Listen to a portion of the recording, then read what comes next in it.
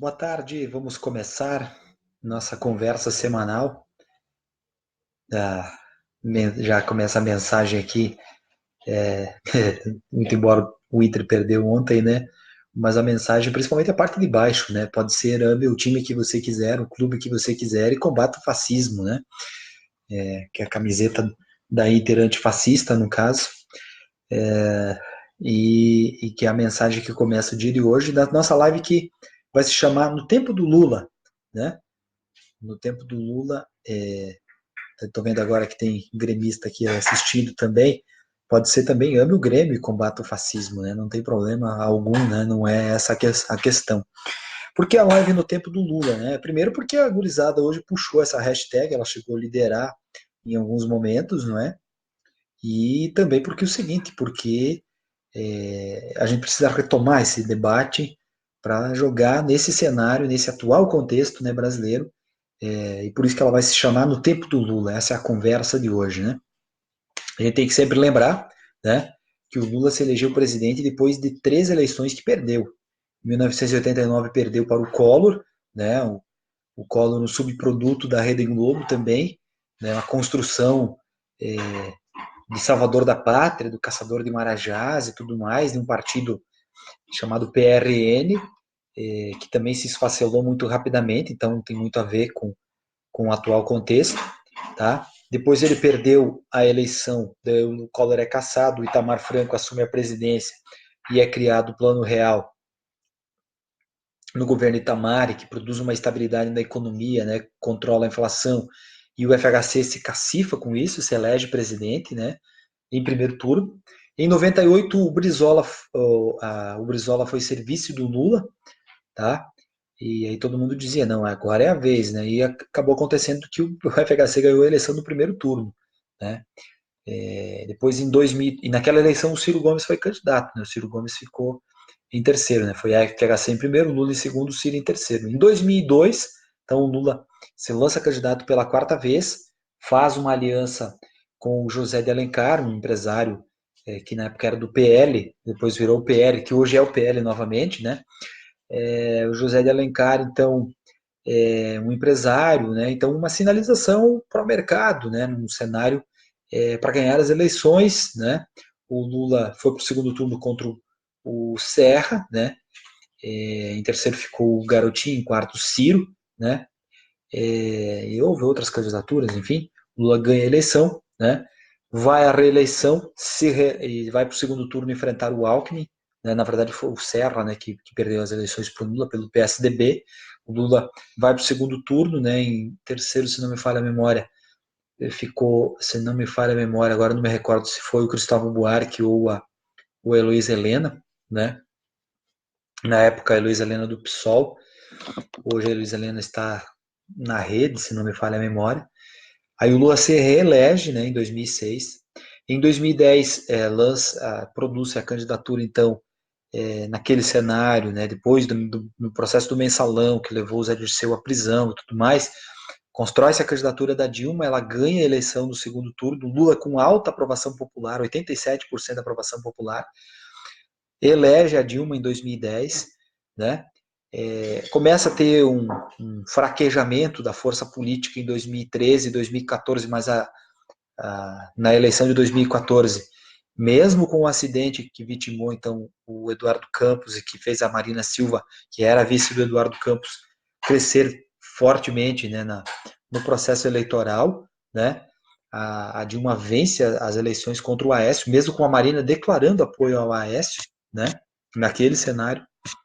E aí depois nós tivemos o processo de golpe de Estado, né? Um processo de impeachment baseado num factoide, né, na história das pedaladas, tá? E que só ia fechar com a prisão do Lula, né? Hoje está claro, escancarado, e aí essa coisa do antipetismo ter sido acentuado, não é?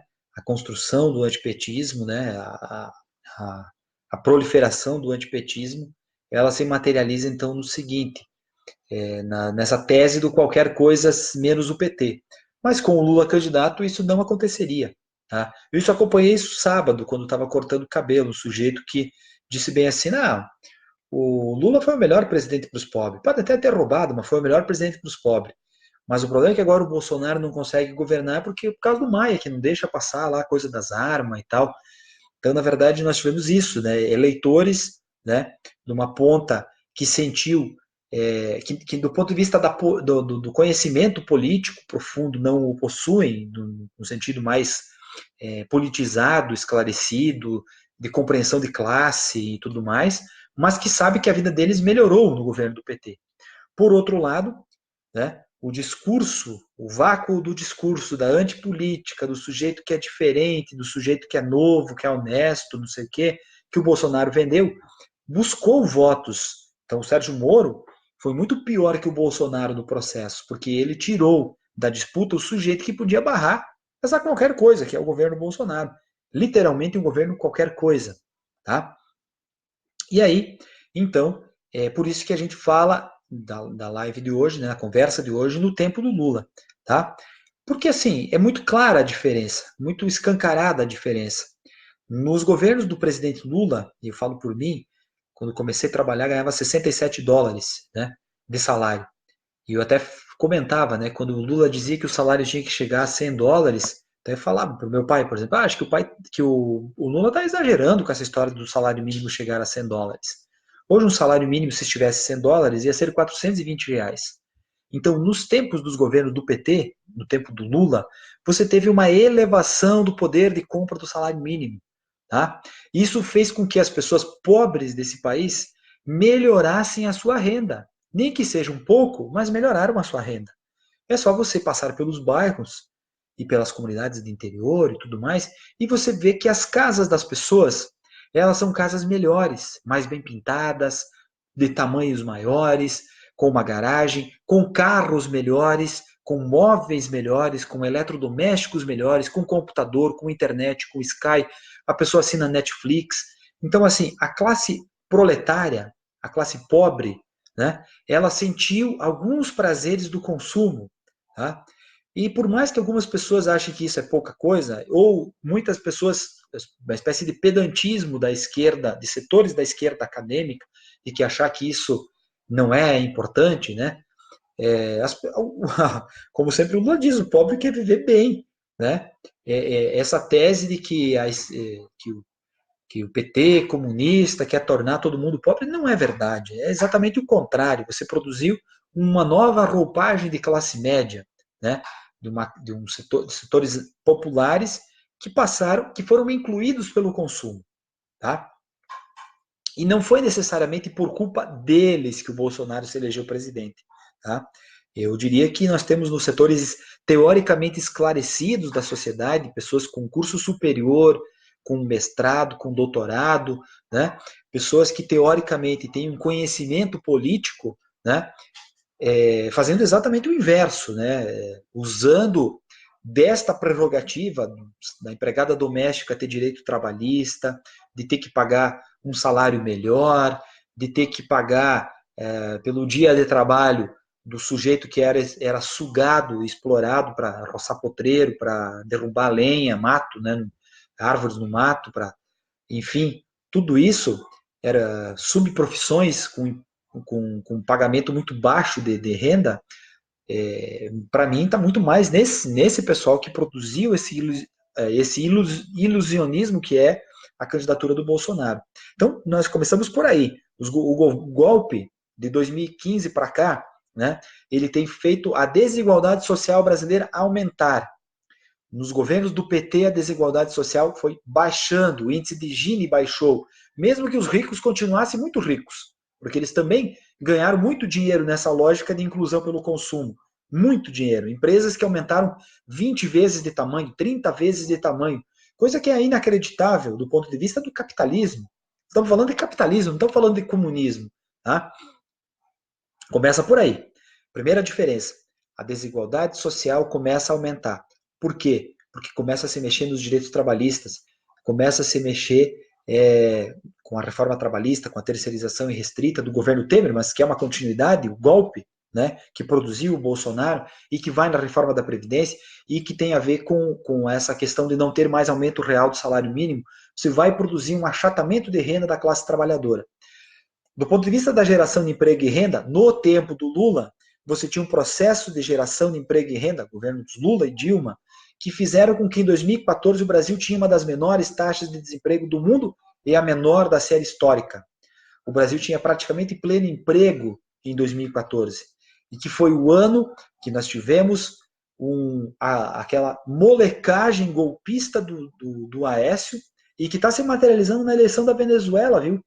Na eleição da Venezuela, desculpa, na eleição da Bolívia, tivemos eleição ontem, queria até salientar, fazer esse paralelo para você ver que os golpes latino-americanos, eles obedecem um mecanismo muito parecido. O Evo Morales, desculpa, o Evo Morales se elegeu depois. Então, o que acontece? Tinha o governo Sánchez Losada, né? O vice dele era o Carlos Mesa, que é o adversário do Evo Morales agora na eleição. Isso lá em 2002. A Bolívia passou por... Foi terrível o que aconteceu na Bolívia em 2002. Tá? Protestos populares reprimidos com violência e tal, que fizeram com que o Carlos Mesa rompesse com o Sánchez Losada. Inclusive, para setores da direita, o Mesa é considerado um traidor. Depois ele assumiu, depois que o Losada fugiu da Bolívia para se sumir no mundo, né? Como todo neoliberal entreguista, depois nunca mais se elege para nada, né? Carlos Mesa assumiu o governo, depois renunciou, e depois da renúncia dele é que o Evo Morales se elege presidente fazendo 53% dos votos. Se reelege fazendo 62%, e na última eleição o Evo Morales fez 61% dos votos. Obviamente, primeiro aqui, boa tarde para o Juliano aqui que está chegando. Obviamente que nós temos o seguinte, tá? 3 mandatos, e aí você fez o Evo Morales fez um referendo popular. No referendo popular, decretou-se que a população acabou, uma ampla mobilização da direita, no caso, para votar no referendo contra a reeleição do Evo. Só que o Tribunal Constitucional da Bolívia decretou que você impedir a vontade popular, né, de decidir quem quer ser o seu representante é um atentado aos direitos humanos. Foi algo nesse sentido que foi decidido. Tá? E não me cabe aqui dizer que o seguinte, é muito tempo no governo e tal, porque assim, isso só vale quando a esquerda governa, né? Mesmo que ganhe no voto. Quando a direita da ditadura promove uma ditadura militar, um golpe militar, como foi em 64, ficaram 21 anos no poder, fazendo um regime de bipartidarista e fechando partidos, mandando prender, mandando matar, executar opositores, aí as pessoas passam o pano, né? Então, na verdade, assim, a Bolívia é um país que avançou do ponto de vista econômico. A Bolívia hoje não é mais o país miserável que se fala antes do Evo Morales, tá? Primeiro presidente indígena da América do Sul, tá? Um índio Aymara. A Bolívia hoje está falando em industrializar lítio. A Bolívia nacionalizou os hidrocarbonetos, a produção de petróleo e gás que eles têm lá. A Bolívia zerou o analfabetismo, tá? Erradicou o analfabetismo do seu país. A Bolívia é um país que avançou muito nos direitos das populações indígenas e da questão das mulheres, tá? É um país que tem crescido, é o país que cresceu a maior média econômica da América do Sul nos últimos anos e que continua crescendo num cenário que o Brasil está em recessão há 4 anos, né? 4, 5 anos de recessão econômica, tá? Contudo, o fato de ter perdido o referendo, o fato das respostas aos desmatamentos que também aconteceram, às queimadas e desmatamento, expansão da fronteira agrícola, como acontece no Brasil, também na Amazônia boliviana, tá? E o tempo de estar no poder fez com que Evo Morales baixasse o seu percentual de votos. Mas, né, baixou a sua quantidade de votos, o Movimento ao Socialismo, que é o partido dele. Veja bem, mas foi candidato e está com 80 e poucos por cento da apuração, na faixa ali de 46% de intenção de votos. O seu adversário, que era o Carlos Mesa, o principal adversário, é possível que construiu uma ideia de voto útil, principalmente na candidatura do Ortiz, que estava em terceiro nas pesquisas e acabou em quarto, tá? Justamente para provocar o segundo turno. Por quê? Porque se você fizer mais de 50% dos votos, a eleição acaba. Sim, no primeiro turno. Mas se fizer mais de 40% dos votos, né, dos votos válidos, e com uma diferença de 10 pontos percentuais acima do segundo colocado, também não dá segundo turno. Desculpa, estou meio resfriado hoje a, a dar essa travada na voz. O que aconteceu? Na apuração, né, houve alguma questão da forma como se mandou a apuração que o Tribunal Eleitoral deles suspenderam a contagem, né, ontem à noite, tá, das cédulas voto manual, né, e aí o Carlos Messa já falou que vai ter fraude, falou que é fraude, né. O Evo Morales se declarou vitorioso, mas ele venceu o primeiro turno, tá? Não significa que ele que não haverá segundo turno. Ele declarou-se vitorioso. Eu estimo que mesmo que ele faça uma boa percentagem de votos no voto rural, né, onde ele faz 70, 80% dos votos nas áreas rurais da Bolívia, tá? Ele pode inclusive chegar muito próximo de vencer as eleições em primeiro turno. Porque se ele tirar uma diferença de 2 pontos e pouco do Messa, ele ganha a eleição, nesses 16, 17 que falta contar. Então, é a típica provocação, e já fala, o Messa já falando em fraude e tal, é a típica provocação que o Aécio fez em 2014 aqui. A típica provocação da direita que não sabe perder eleição. Tá? E aí produzem todas as fraudes possíveis que eles sempre o fazem, golpes no caso, né, como foi contra o Fernando Lugo, como foi contra a Dilma, contra o Ollanta Humala, né, em Honduras, Fernando Lugo no Paraguai, que é produzir desgaste político, que é produzir narrativas, inclusive fakes, né, para poder assumir o poder. Tá? Aqui o Túlio está dizendo que as elites sul-americanas querem o capitalismo de direita. Para isso, defendem a alternância de poder. Derrubam tão somente o capitalismo menos nocivo e mais distributivo da esquerda. Com eles no poder, defenderão os governos perpétuos, como sempre. Sim, não tenho nenhuma dúvida de que as elites sul-americanas, para elas, a democracia ela é um conceito muito relativo. Para elas, não há problema em ter uma ditadura sanguinária como a Pinochet, contudo, acusar o Maduro de ditador. Tá? Na verdade, é exatamente isso. O que não querem é governos nacionalistas, governos que façam um capitalismo com algum caráter estatista, no caso. Algum caráter estatista. Como foi o governo Lula, os governos Lula e Dilma, como foi o kirchnerismo na Argentina, né, e provavelmente vencerá as eleições do Macri, né, como com alguma guinada um pouco mais à direita, o Frente Amplio no Uruguai, né, que é uma coalizão de esquerda, mas um pouco mais à direita do que foram os governos Lula e Dilma e o governo da Cristina na Argentina, como é mesmo a própria questão do Equador, né, que está tendo todos aqueles protestos dos indígenas, enfim, contra um modelo de austeridade produzido pelo Lenin Moreno, que foi o sujeito eleito na continuidade de um governo de centro-esquerda, que era o Rafael Correa. Só que o sujeito se banjou, migrou para o outro lado, né? E assumiu isso de fato, né? Mas enfim, agora nós estamos tendo na América do Sul tudo isso, né? Uma reviravolta, né? Do ponto de vista dessa onda reacionária. Nós estamos sentindo isso, né? O Chile teve a vitória do Sebastián Piñera, né? Não dando continuidade ao mandato do sucessor da Michelle Bachelet. O Chile não tem reeleição, né? Mas ele está tendo um protesto muito forte, né? 11 mortos já nos protestos no Chile, tá? Violência dura, né? Toque de recolher decretado pelo Sebastián Pinheira, que deu, isso é muito grave, muito perigoso, ele deu as suas coletivas cercado de generais, tá? Que é esse recado, né? Num país que, segundo Paulo Guedes, é um modelo, né, a ser seguido, inclusive na ideia de reforma da Previdência com capitalização, tá? Que é essa questão o Paulo Guedes adora o Pinochet, acha que o modelo chileno é o melhor modelo, né? Uma ideia de Estado mínimo, né? Também tem isso, né, lá no Chile, tem a questão, os protestos estudantis também é por essa questão do voucher, né? Eles querem universidades públicas de fato, tá? Coisa que o Chile não conhece. Nós temos possivelmente o retorno da Argentina, né? Da Cristina, desculpa, na verdade sendo vice do Alberto Fernandes, domingo as eleições.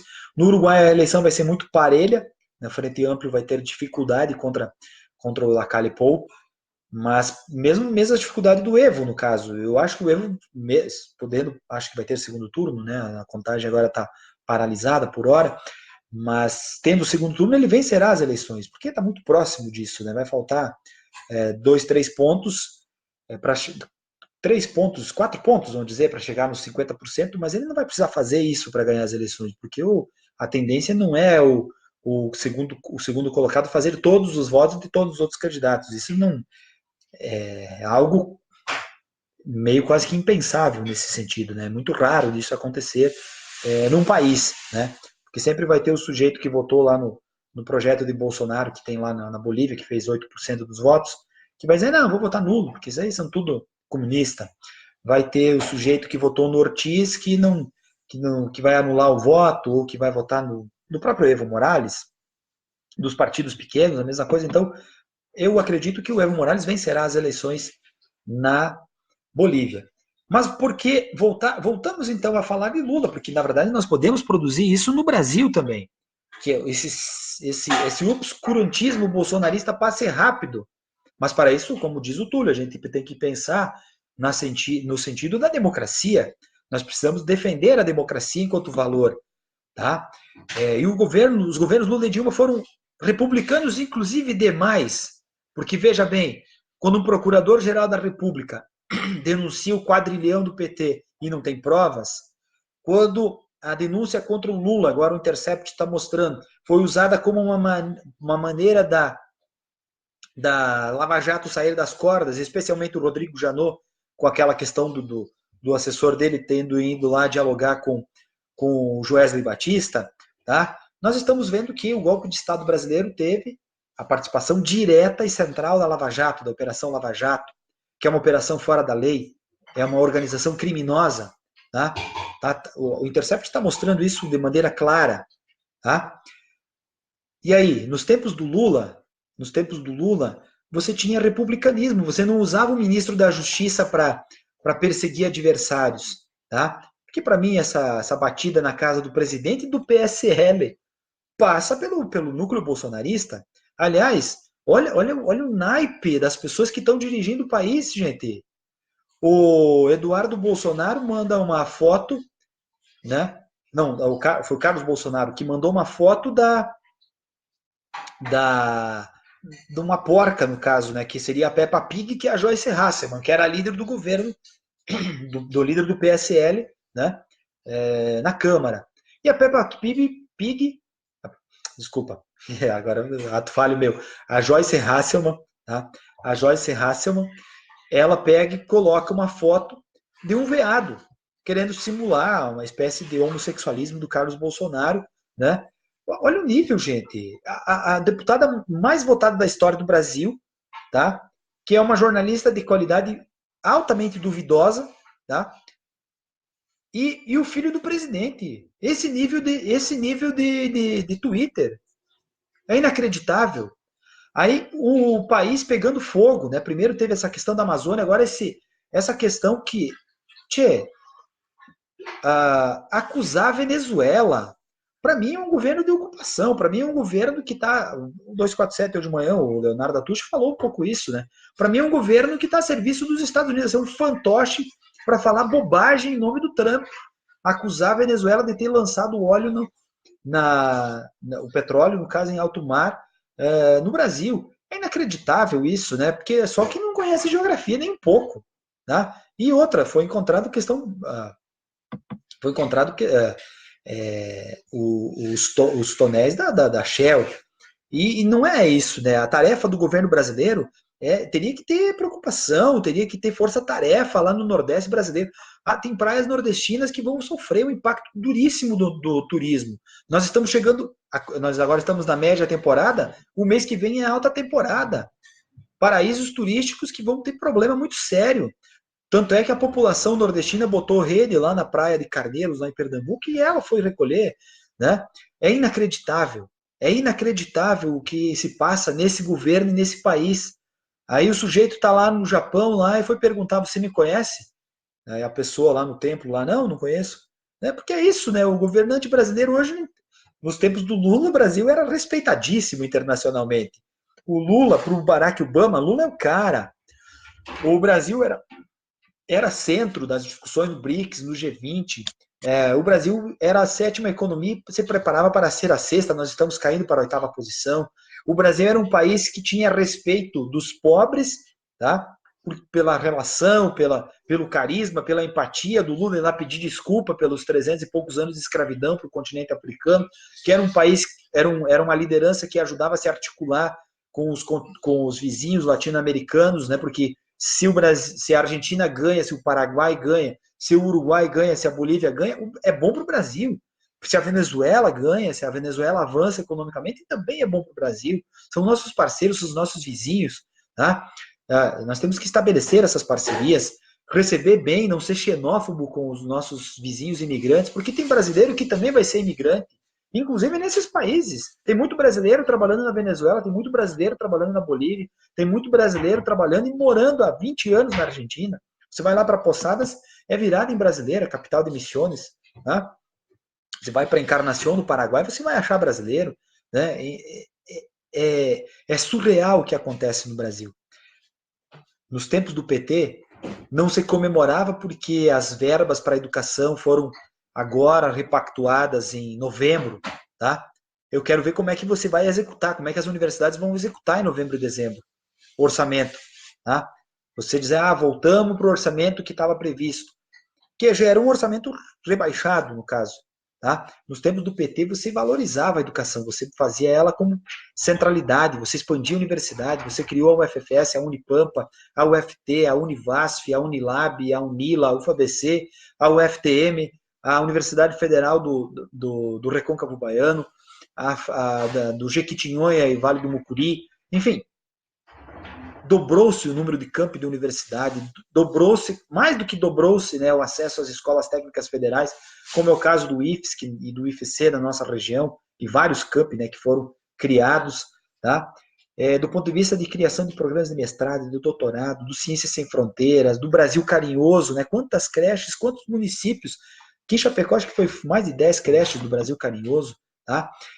A questão da criação do Fundeb, né, do ponto de vista de você elevar o valor dos recursos para a educação básica, né, enfim, não há dúvidas de que nós tínhamos um cenário de um projeto de país. Por isso que eu não consigo acreditar que a esquerda, parte da esquerda intelectualizada, do alto do seu pedantismo, não consegue reconhecer que o governo Lula não era só inclusão pelo consumo, não era só um mero gerente do capitalismo, ele tinha um projeto de país, tá? Um projeto de país.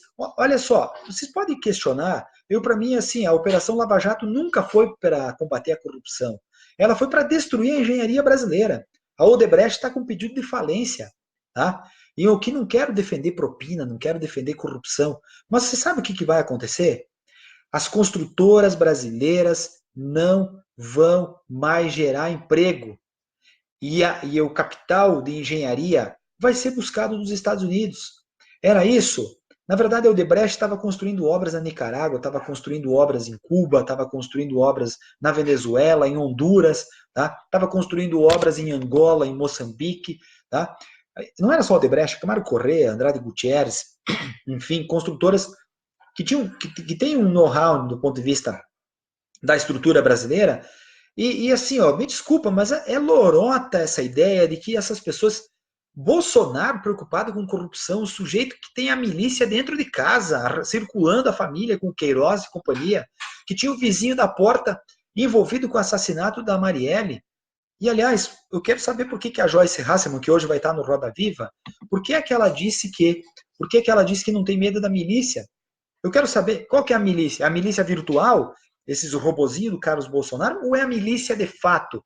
A milícia que trafica drogas, que trafica armas, que trafica órgãos, que mata pessoas, que executa opositores na Baixada Fluminense, que executa opositores no morro, né?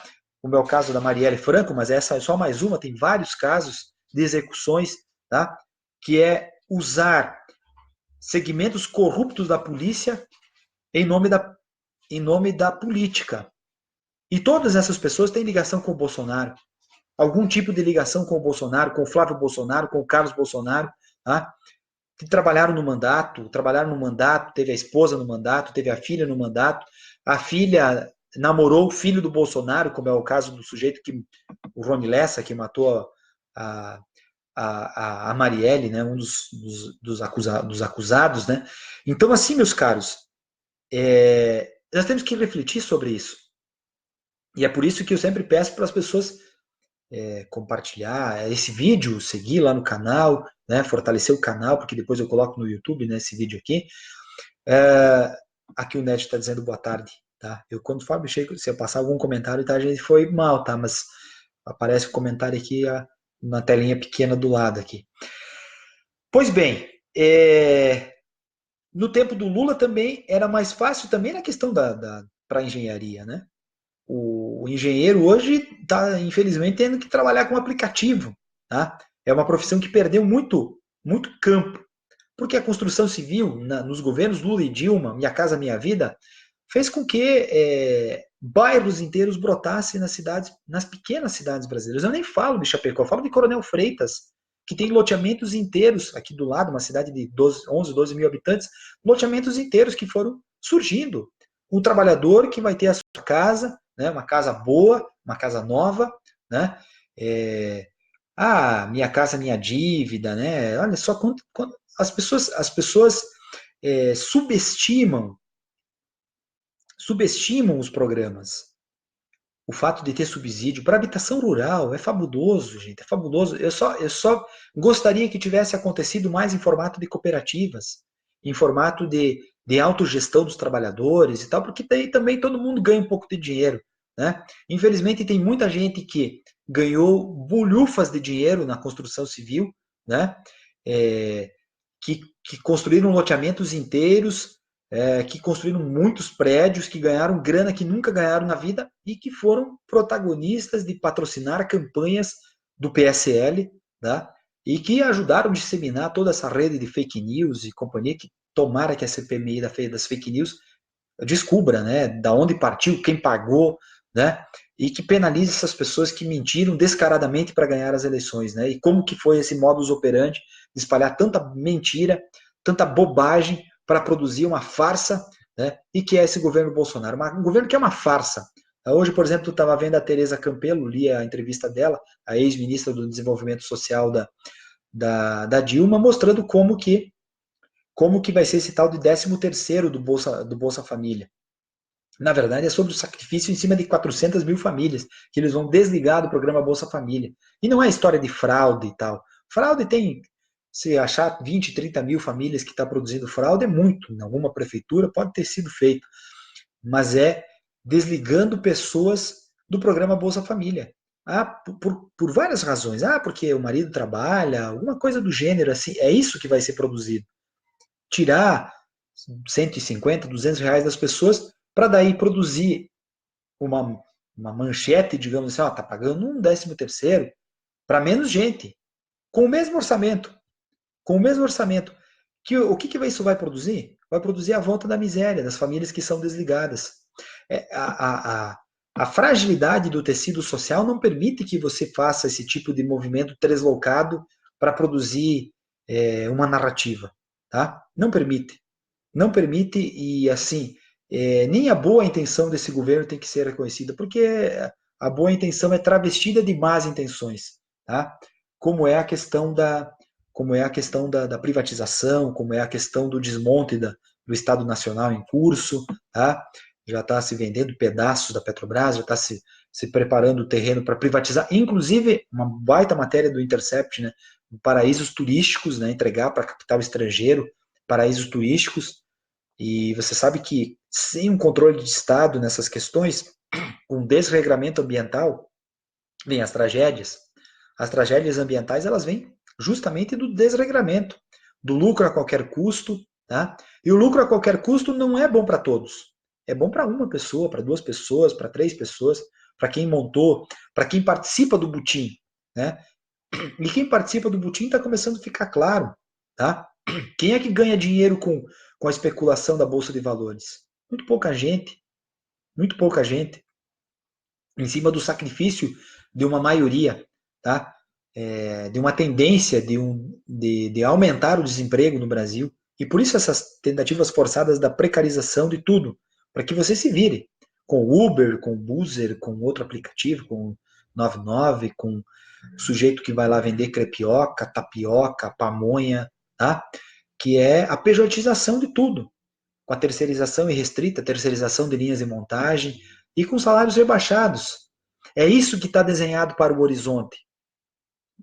Um país com menos servidores públicos, um país com menos política pública, um país com menos empresas nacionais, um país que vira, nunca mudou no caso, né, mas que continua sendo uma espécie de colônia, tá?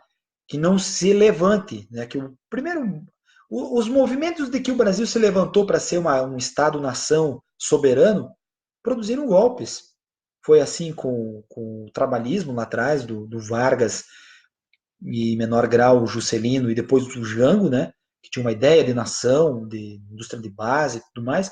Foi assim nos governos Lula e Dilma. Você vai lá e corta o pescoço, né, e barra o desenvolvimento nacional.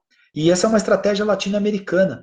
E é por isso que Lula livre, no tempo do Lula a gente discutia transposição do Rio São Francisco, a gente discutia Minha Casa Minha Vida, a gente discutia expansão do crédito do Pronaf, a gente discutia expansão da universidade pública e de IFE, a gente estava discutindo construção naval, a gente estava discutindo refinarias, a gente estava discutindo parceria de refinarias com a Venezuela, a gente estava construindo e tendo engenharia brasileira produzindo grandes obras pelo mundo, nós estávamos fazendo a articulação do Banco do BRICS, nós tínhamos toda uma lógica de desenvolvimento nacional, no Nordeste, né, principalmente no Nordeste, que era a região da perda econômica, social, cultural. Cultural não, porque eles são cabra da peste, são porreta, tá? Mas do ponto de vista econômico e de gente que se deslocava para outras regiões do país, o Nordeste hoje é a parte do país que se mantém em crescimento, mesmo com o Bolsonaro dizendo que não vai mandar um centavo lá para os Paraíbas, né? E é assustador que muitas pessoas têm caído nesse discurso, tá? Esse discurso produzido por uma vertente teológica que abominou Jesus Cristo, tá? Que é produzido por órgãos que usam algumas manchetinhas bonitinhas no YouTube, XP, empíricos e coisas do gênero, produzindo a ideia do fatalismo, né? E também pelos meios de comunicação, pelos grandes meios de comunicação que construíram a ideia de um herói pés de barro, que é esse senhor Sérgio Moro. Tá? Boa noite aqui para o Lucas, meu primo aqui, boa noite. Também gostou da camisa? Bonita, né? Tamo junto. Valeu, Lucas. Pois então, meus caros, acabou rendendo bastante a conversa hoje, tá? Mas a reflexão fica aí, tá? Convido sempre para que sigam também o canal no YouTube. Quem sabe quando tiver lá uns 3, 4 mil seguidores, né? Pô, vai demorar, né? A gente grave sempre por lá e não grave mais aqui no Facebook, né? Enfim, até pensei que hoje a live seguiu tranquilamente. Um abraço.